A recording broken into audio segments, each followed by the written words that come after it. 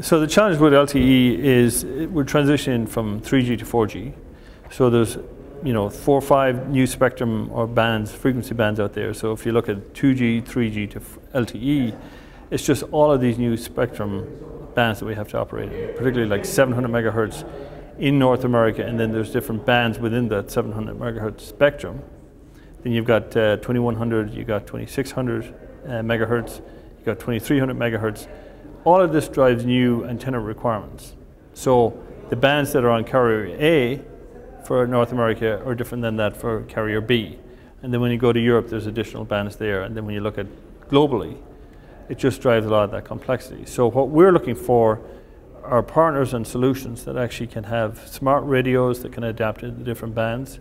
We'd like to see a lot of innovation and development and focus put on the antennas and the antenna materials and structures so that we can ship SKUs and products and solutions. We've actually expanded as a company tremendously over the last 2 to 3 years.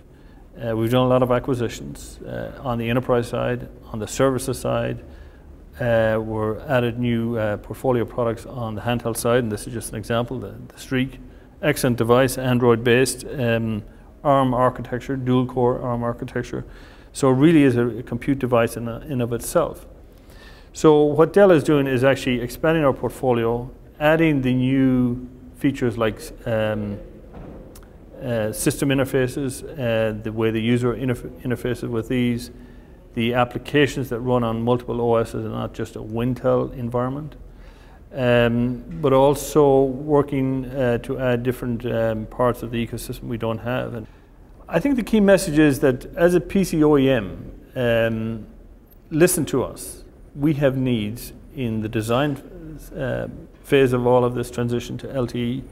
We have needs in the hardware, we have needs in the mechanical consideration, we have needs in the spectrum harmonization with other incumbent networking types like 2G and 3G and Wi-Fi and Bluetooth, and the ones I mentioned earlier. We have needs for alternate OS support in non-Windows. So there's a whole host of different OSs that are emerging. We have needs to support other architectures and in addition to x86. We have needs for application richness. We have needs for consistency of the way users interface with the devices.